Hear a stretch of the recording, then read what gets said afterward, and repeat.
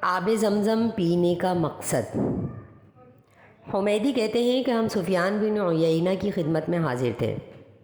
انہوں نے ہم سے زمزم کی فضیلت میں یہ حدیث بیان کی۔ ماء زمزم لما شرب لہ، زمزم کا پانی جس نیت سے پیا جائے مراد پوری ہو جاتی ہے۔ یہ حدیث سن کر مجلس میں سے ایک آدمی نکل کر گیا اور تھوڑی دیر بعد واپس آیا اور عرض کیا، یا ابا محمد، الیس الحدیث بصحیح الذی حدثنا به فی زمزم انہ لما شرب لہ۔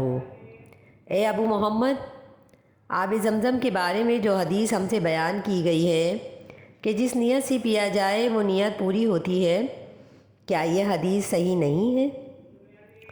سفیان بن عیینہ نے فرمایا، ہاں، حدیث صحیح ہے۔